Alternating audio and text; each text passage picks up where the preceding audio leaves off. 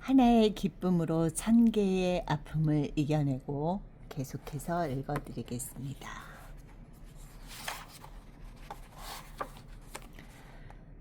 나를 사로잡은 인생의 목표가 있는가?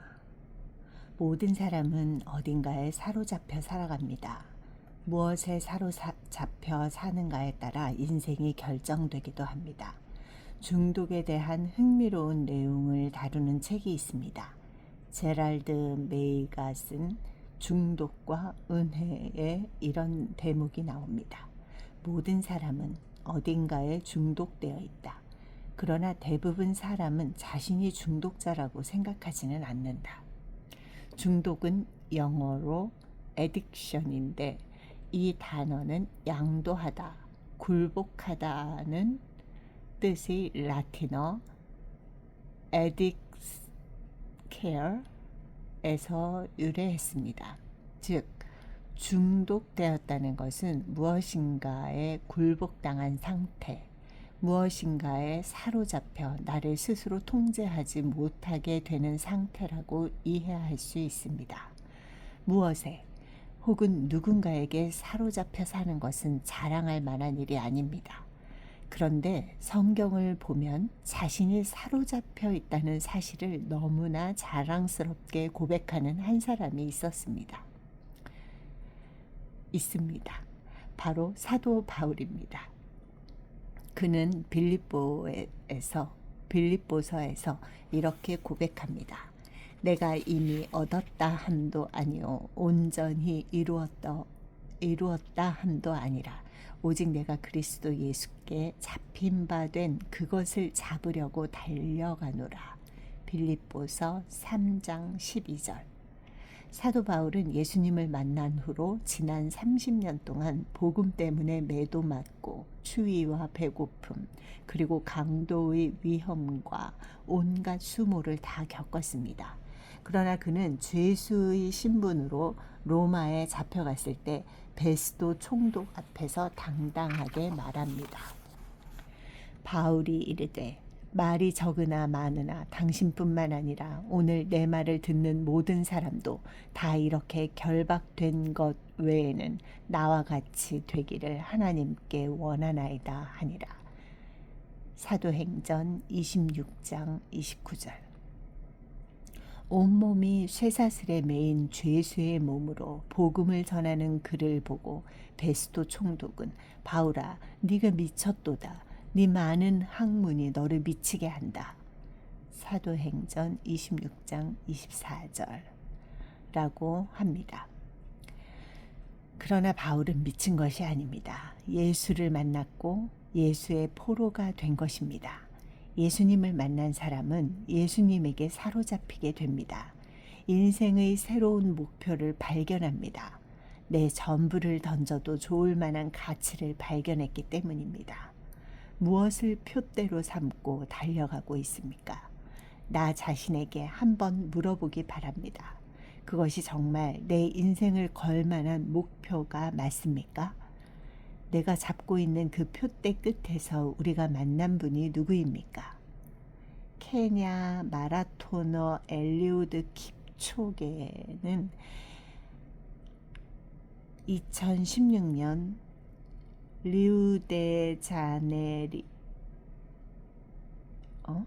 리우데자네이루 올림픽, 2020년 도쿄 올림픽에서 2번이나 우승했고 메이저 마라톤이라 불리는 베를린, 런던, 시카고 등에서 10여 차례 우승했습니다. 2022년 9월 독일 베를린에서 열린 마라톤 대회에서 2시간 1분 9초로 세계의 신기록을 세웠습니다. 기자가 다음 목표를 물었을 때 그는 내 기록을 1분 1초 줄이는 것입니다 라고 말했습니다. 당시에 그의 나이는 이미 40세가 되어가던 때였습니다. 운동선수가 최고 기록을 세우기에는 많이 늦은 나이입니다. 그러나 그에게는 달려갈 표대가 선명하고 그 목표를 위해 불태워야 할 인생이 있었습니다. 크리스천에게는 누구나 품어야 할 꿈이 있습니다. 하나님이 천지를 창조하실 때 가지신 꿈, 예수님이 세상에 오셔서 가르쳐 주신 꿈, 제자들을 부르고 부탁하신 꿈입니다. 우리는 하나님이 주신 꿈을 내 전부를 던져 이루어야 할 사명이라 부릅니다. 온 세상이 예수님을 알고 하나님을 경배하는 그날, 주님이 약속하신 대로 다시 세상에 오실 때 비로소 이 꿈을 향한 우리의 심장은 쉼을 가지게 될 것입니다. 이 사명에 먼저 사로잡힌 분은 예수님입니다. 예수님은 이 사명을 위해 하늘의 찬란한 영광을 버리고 세상에 오셨습니다. 죽은 내 영혼을 살리기 위해 죽음의 골고다 언덕을 오르셨고 우리를 구원하기 위해 십자가에서 피를 뿌리셨습니다. 죽음의 길마저 오직 사명에 사로잡혀 뚜벅뚜벅 걸어가신 예수님. 그 주님의 희생으로 살아난 사람이라면 이제 우리가 주님의 포로로 살아가야 할 때입니다. 그때 우리는 진정한 자유를 노래하고 하늘의 기쁨을 누리게 될 것입니다. 영적 근육을 키우는 삶. 학교에서 가르치던 때 한 학기 수업이 거의 끝나갈 즈음이었습니다. 갑자기 몸이 안 좋아진 것을 느끼고 건강을 위해 고민하고 있었는데 한 제자가 자전거 타기를 권했습니다. 제가 준비한 2대의 자전거를 타고 서울 근교의 강 주위를 달렸습니다. 3시간 정도 달렸을 무렵 아주 가파른 오르막길이 나왔습니다. 경사가 너무 심해 바로 오르지 못하고 지그재그로 자전거를 타고 올랐습니다. 제자가 선생을 위해 이렇게 애쓰는데 선생이 약한 모습을 보여서야 되겠나 싶어 정말 모든 힘을 다 쏟아 한 번도 멈추지 않고 올랐습니다. 꼭대기까지 올랐더니 제자가 자전거를 세우고 놀랍니다. 친구들을 비롯해서 많은 사람을 데리고 라이딩을 왔는데 이곳까지 한 번도 쉬지 않고 온 사람은 제가 처음이라고 했습니다. 그 말에 너무 행복했지만 한편으로는 의아했습니다. 강변을 3시간이나 달리고 그 높은 오르막을 쉬지도 않고 오른 제 자신을 믿을 수가 없었습니다. 자전거를 손에 만져보지도 못한 지가 15년도 더 되었기 때문입니다. 돌아보니 초등학교 6학년 때와 중학교 3학년 때 자전거를 타고 학교를 다녔습니다. 성인이 되어 미군 부대에서 군 생활을 할 때 숙소와 사무실 사이 거리가 좀 있었는데 미국인 친구가 자전거를 선물해 주어서 그걸 타고 매일 출퇴근을 했습니다. 어린 시절과 청년 시절을 합치면 7년 동안 자전거를 타고 다녔던 것입니다. 그 긴 세월 자전거 한 번 타지 않았지만 제 몸과 근육이 자전거를 탔던 시간을 기억하고 있었던 것입니다. 예수님을 따라다니면서 받는 다양한 교육이나 훈련은 영적 근육을 키우는 일입니다. 훈련을 받는다고 당장 변화가 일어나지 않을 수도 있습니다. 예수님의 제자들은 3년을 주님과 함께 보냈지만 여전히 주님이 누구신지 잘 몰랐고 사명을 깨닫지 못했습니다. 그러나 하나님은 우리가 주님을 더 깊이 알고 체험하고 교제하기를 원하십니다. 그리고 주님은 자신을 우리에게 드러내기를 기뻐하시는 분이십니다. 구원은 하나님의 절대적인 은혜로 받는 선물이지만 하나님의 자녀답게 살아가기 위해서는 다양한 훈련이 필요합니다. 말씀을 통해 하나님의 음성을 듣는 훈련, 기도를 통해 하나님 앞에 자신을 맡기는 훈련, 그리고 주님이 부탁하신 영혼 구원을 위해 전도 대상자를 향해 나아가는 모든 삶은 우리의 영적 근육을 튼튼하게 만들어가는 과정이 될 것입니다. 평소엔 보이지 않지만 영적 근육이 형성되면 결정적인 순간에 힘을 발휘하게 될 것입니다. 예수님의 제자들은 이 근육이 튼튼했을 때 주님을 위해 매를 맞아도 즐거워하고 감옥에 잡혀갔을 때도 찬양이 흘러나왔습니다. 순교의 제물로 드려질 때도 하늘을 향해 여유 있는 미소를 지으며 주님의 뒤를 따라가는 것을 감격스럽게 여겼습니다. 매일 성실한 신앙 훈련으로 주님을 닮아가는 영적 근육을 키워가는 삶이 된다면 참 좋겠습니다. 하나님의 아픔을 아는 사람 되기를. 일본 기독교 작가 기타모리 가조가 쓴 하나님의 아픔의 신학이라는 책을 선물 받았습니다. 제목을 읽는 순간 오랫동안 숨겨져 있던 새로운 하늘이 열리는 느낌이었습니다. 하나님에게 아픔이라는 말은 신학적으로나 논리적으로 접근할 수 있는 단어가 아닙니다. 하나님이 인간처럼 아픔이나 슬픔이란 감정을 느끼지는 않으실 것이기 때문입니다. 하나님의 아픔이라고 말할 때는 실제적인 통증이 아니라 순전히 우리를 향한 하나님의 관계를 표현할 때 사용할 수 있는 말입니다. 끝없는 사랑으로 연결된 우리를 지극히 사랑하셔서 사람의 몸으로 아들을 세상에 보내시고 모진 고난의 삶을 겪게 하시고 마침내 그 아들을 희생하면서 우리를 살려내신 그 사랑의 관계를 말합니다. 이것은 성경을 형이상학적 이론으로 만드는 학문에서 찾을 수 없는 것이며 이해 가능한 논리로 정리할 수도 없습니다. 죄인을 향한 하나님의 눈물을 아는 사람, 잃어버린 영혼을 향한 목자의 애타는 심정을 아는 사람만이 깨달을 수 있는 하나님의 마음에서 비롯되는 것입니다. 이 하나님의 아픔을 깨닫게 될 때 우리는 하나님의 뺨을 타고 흐르는 눈물을 보게 됩니다. 그 아픔을 느낄 때 인류를 위해 아들을 바치는 하나님의 거룩한 희생, 나를 위해 외아들을 십자가에 매달았던 아버지의 심장을 만지게 됩니다. 십자가는 사랑할 수 없는 죄인을 사랑하는 하나님의 아픔입니다. 죽어야만 했던 인생에게 부활이 주어진 것은 죄인을 향한 하나님의 사랑의 절정입니다. 마르틴 루터는 골고다에서 하나님이 하나님과 싸우셨다고 표현합니다. 죄인에게 사형 선고를 내려야만 하는 하나님이 그 죄인을 살리기 위해 당신의 아들에게 사형을 집행하셨습니다. 그리고 그것을 집행하기 위해 하나님은 하나님과 싸우셔야만 했습니다. 부서진 우리를 살려내기 위해 예수 그리스도는 십자가 위에서 처절하게 부서지셨습니다.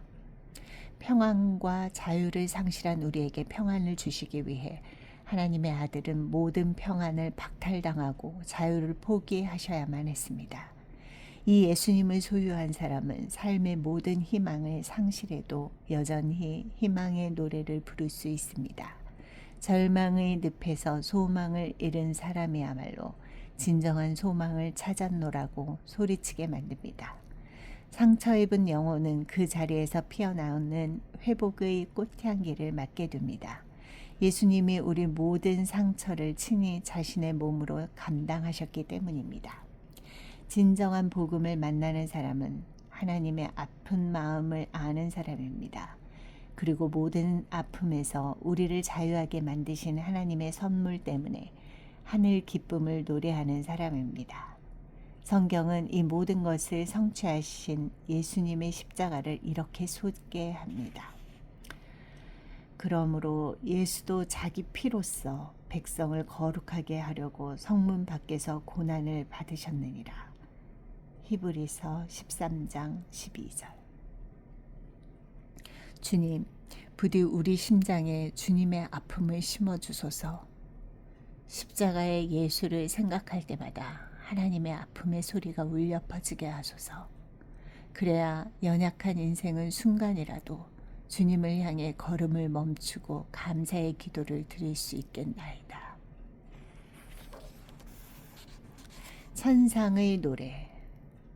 하늘의 새들이 노래하고 꽃들이 향기로 숨쉬는 봄날, 가지마다 돋아나는 푸름이 창조주를 가리키고 바다는 끊이지 않는 파도로 당신의 사랑을 속삭입니다.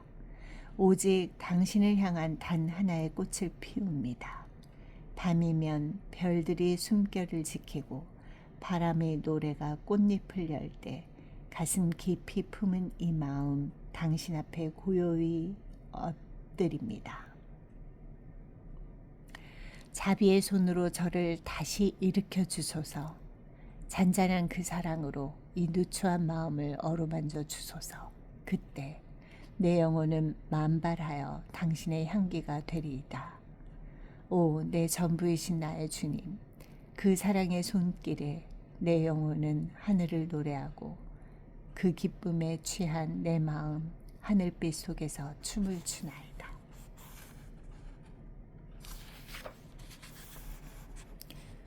몰입할 때 느끼는 행복. 하버드 대학교 심리학과 데니얼 길버트 교수는 2250명을 대상으로 인간이 언제 가장 행복을 느끼는지 뇌의 상태를 촬영해서 발표했습니다. 그의 연구 결과에 따르면 사람의 뇌는 어떤 일에 몰입할 때 가장 행복하며 휴식을 취할 때는 오히려 불행을 느낀다고 합니다. 뇌가 몰입함으로 행복을 느끼는 시간은 열심히 일에 집중할 때, 땀 흘리며 운동할 때, 마음이 통하는 사람과 서로 즐겁게 대화할 때입니다. 이럴 때 행복을 높이는 호르몬이 발생합니다. 우리는 인간이 아무런 부담 없이 편하게 쉬는 것을 행복이라고 생각합니다.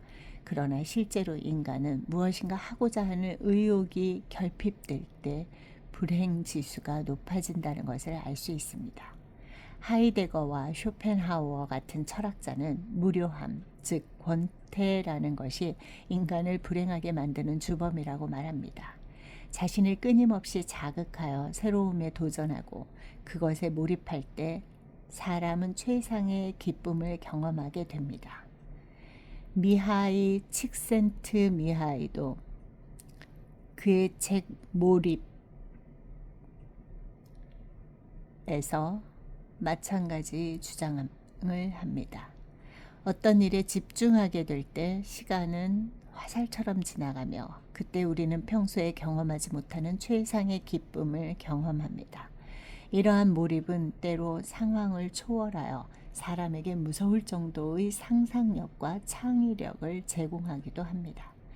알렉산드로 솔제니친은 10년 동안 감옥에 수감되어 자유를 박탈당한 삶을 살았지만 상상의 날개를 펼치며 자신의 세계에 몰입함으로 고통의 시간을 견디어내왔습니다.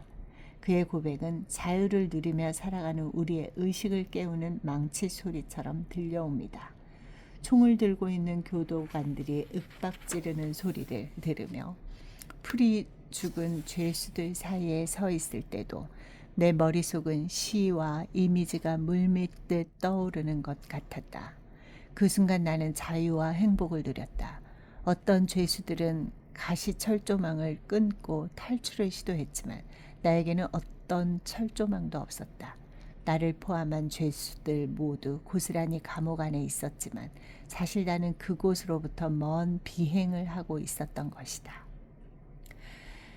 그는 비록 철조망 안에서 살았지만 영혼은 행복의 구름 위에 서 있었다고 합니다. 그리스도인에게 최대 행복이 있다면 어떤 것일까요? 사랑하는 사람의 최대 행복은 상대가 가장 행복할 때입니다. 하나님을 진실로 사랑하는 사람에게 최대 행복은 하나님의 이름이 높임을 받는 일, 자신을 통해 하나님의 영광이 드러날 때입니다. 하나님의 기쁨이 나의 행복이 되는 사람, 이런 사람은 삶의 모든 영역에서 하나님께 몰입하려 할 것입니다. 말씀을 통해서는 하나님의 음성을 들으려 할 것이고 기도할 때는 하나님의 마음을 이해하려 할 것입니다. 사람을 대할 때는 하나님 사랑의 통로가 되려고 할 것입니다. 하나님께 몰입하는 사람은 하나님의 표정에 깊은 관심을 가집니다. 하나님의 미소가 자신의 기쁨이 되는 사람은 삶의 모든 영역에서 변화가 일어납니다. 나로 인하여 전능자께서 기뻐하신다는 생각에 하나뿐인 생명이라도 주님을 위해 던지게 됩니다. 이런 사람에게는 주님을 따라 살아가는 제자의 삶이 즐거운 여행같이 여겨질 것입니다. 부디 우리 영혼이 아침부터 잠드는 순간까지 하나님으로 온전히 물들게 하소서. 하나님이 기뻐하시는 곳에 내 마음이 머물게 하시고 하나님의 눈길이 머무는 곳에 내 발길이 머물게 하소서. 주님과 눈빛을 마주하며 살아가는 삶이 가장 기쁘고 보람찬 삶이 되게 하소서. 살면서 가장 잘한 일을 묻는다면, 살면서 누구나 한 번쯤 자주 질문하는, 자주 마주하는, 노노노. 살면서 누구나 한 번쯤 마주하는 질문이 있습니다. 내 삶을 돌아보며 가장 잘한 일, 혹은 가장 후회되는 일은 무엇인가? 제 인생에 가장 잘한 일은 단연코 예수님을 만난 일입니다. 사실 제가 예수님을 만난 것이 아니라 예수님이 저를 만나 주셨습니다. 우주의 창조주가 한낱 미물인 내게 찾아와 사랑을 고백하시고 닫힌 눈을 열어주신 것입니다. 그 후 저는 예수님을 나의 구원자요 주인으로 모시게 되었습니다. 어두운 밤과 같은 삶에 반짝이는 별들이 빛나게 되었습니다. 제 인생의 작은 하나라도 가치가 있다면 모두 예수님과 연결되는 일이 되었습니다. 20대 때는 하나님 나라를 위해 행복하게 땀 흘리며 전도하고 훈련했습니다. 30대에는 신학 공부를 하고 선교지에서 삶을 보냈습니다. 40대와 50대에는 신학생을 가르치고 목회했습니다. 예수님을 사랑했기에 그럴 수 있었습니다. 선교지에서 겪은 위험한 사건들, 신학 여정에 가진 고민들, 목회 가운데 지나온 힘겨운 순간들, 이런 일들이 왜 없었겠습니까? 그러나 제 생에 가장 잘한 일은 나를 찾아오신 주님, 십자가에서 피 흘리시고 찬란한 부활의 영광을 보여주신 그 주님을 만난 일입니다. 나의 오늘은 내일로 이어지지 않는다의 저자 브로니 웨어는 사람들이 가장 후회하는 것이 남들이 원하는 인생이 아니라 자신이 원하는 삶을 살지 못했던 것 이라고 말합니다. 신앙인의 삶이란 자신이 원하는 인생이 아니라 하나님이 원하시는 인생을 살아가는 것입니다. 그것이야말로 하나님께 가장 영광이 되고 자신에게도 가장 보람있고 행복한 삶이 될 것입니다. 하나님을 사랑하는 신자에게는 늘 물어보아야 할 질문이 있습니다. 자신이 원하는 인생이 하나님이 원하시는 삶과 맞는가 하는 것입니다. 하나님이 기뻐하시는 일이 아니라는 생각이 들면 아쉽지만 자신을 내려놓는 것이 결국에는 자신에게도 유익한 삶입니다.